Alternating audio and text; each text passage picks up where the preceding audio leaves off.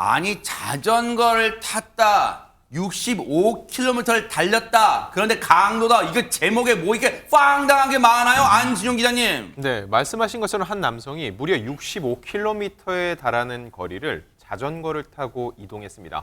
이게 열정이라면 대단한 열정인데 중요한 건 어긋난 열정이었던 거죠. 어허. 과연 이 열정을 어디에 쓴 건지 영상을 통해 확인해 보시죠. 네. 깜깜한 밤입니다. 가방을 메고 마스크를 낀 남성, 자전거를 타고 인적이 드문 시골길을 달리고 있는데요. 이 남성, 다름 아닌 돈을 빼앗으려고 대구에서부터 창녕까지 무려 65km에 이르는 거리를 자전거로 7시간에 걸쳐 달려온 겁니다. 허허, 세상에 자전거를 김묘성 기자님 자전거를 7시간에 탔다고 이게 말이 돼요, 진짜? 네, 체력도 정말 대단하다는 생각이 드는데요. 이 대구에 사는 30대 남성입니다.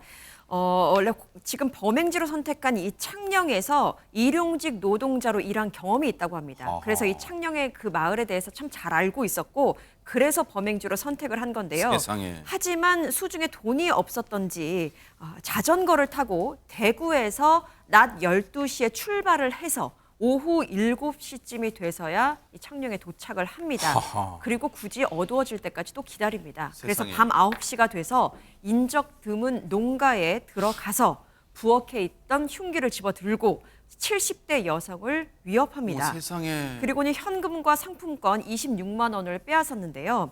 하지만 빼앗고 보니 겨우 26만 원 빼앗으려고 내가 그렇게 7시간 동안 자전거를 타고 왔나라는 생각이 들었든지 다음과 같은 행동도 하게 됩니다. 영상으로 한번 확인해 보시죠. 세상에네.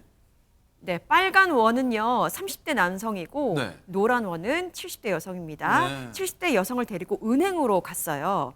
70대 여성이 ATM 기기에서 300만 원을 인출하도록 시킵니다. 어머나. 그리고는 밖에서 기다렸다가 이 어르신이군요. 지금 이 어르신네. 네, 그렇습니다. 그래서 밖에서 기다리고 있는 거예요. 네. 그래서 돈을 빼앗아요. 빼앗고 바로 달아나 버리고 맙니다.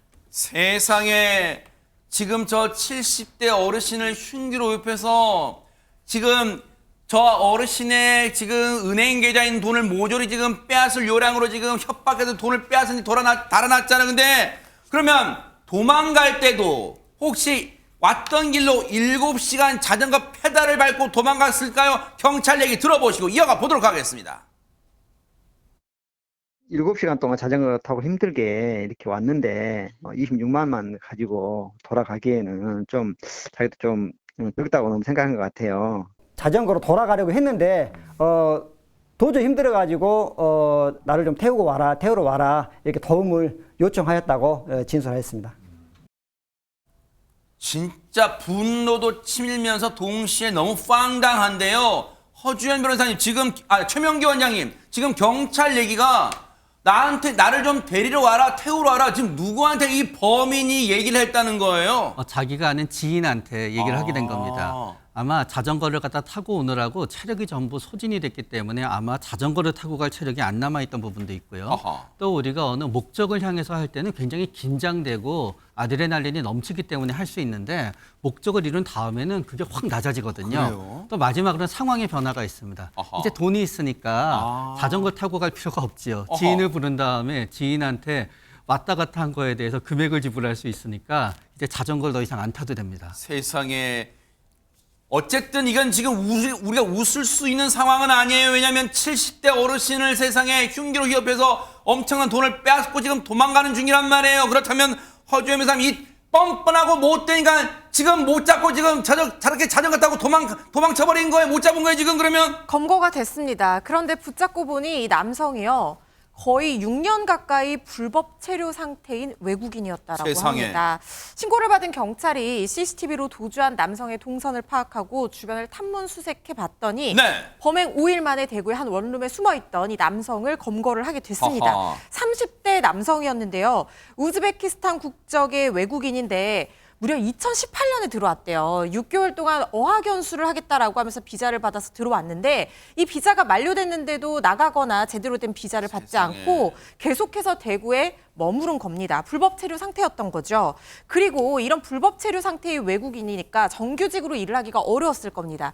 그래서 이 경남 창녕의 이 마을에서 예전에 농사일로 일용직으로 일을 했던 적이 있었나 봐요. 그러다 보니까 동네 지리에 좀 익숙하고 마을 주변 상황이나 어떤 노부부가 사는지 이런 것들도 알았을 가능성이 있죠. 그래서 물론 이 사전에 범행 대상을 특정했는지까지는 확인되지 않았습니다만은 일단 자신이 좀 익숙한 이 마을에 도착을 해서 2시간 정도 돌아다니면서 적절한 범행 대상을 물색한 것으로 보입니다. 너무 어처구니 없고 분노가 치미는 인간이에요. 최재문 교수님 세상에 남의 나라 들어와서 열심히 살 생각은 안 하고 불법 체류도 모자라서 지금 이렇게 흉기로 지금 강도 짓을 해요, 지금. 그러니까요. 자기가 여기 와서 불법 처리하면서 그래도 많은 사람들이 도움을 주고 이래서 지금까지 버텼을 거 아닙니까? 그런데 이런 도움을 준 사람들한테 이런 행동을 합니까? 여기 와서 일을 했었다잖아요. 아하. 불법 처리이기 때문에 정규직으로 일할 수 없으니까 농촌에서 일할 수 있도록 배려도 해줬을 아하, 것이고 네. 거기서도 일했으면 임금도 줬을 거 아니에요? 세상에, 네. 이런 행동을 하는 건 도저히 이해가 안 되는데 이 사람 30대 남성이고 무직 상태로 알려지고 있습니다. 현재로는. 그리고 생활고가 힘들어서 범행을 저질렀다고 얘기를 하고 있고요. 아니, 팔팔한 30대면 팔팔한 기운에 일하면 되잖아요. 그러니까요. 그리고 빼앗은 돈의 일부는 생활비로 썼고 나머지 일부는 또 빚을 갚는데 변제하는 데 썼다고 해요. 누구한테 또 빚을 졌는지 모르겠습니다만 결국 경찰은 이 30대 외국인 남성에 대해서 특수 강도 혐의로 구속영장을 신청한 상태입니다. 네. 어쨌든 죄값 달게 받고 앞으로 이 한국에 발 못 붙이고 추방당할 각오 하기 바랍니다.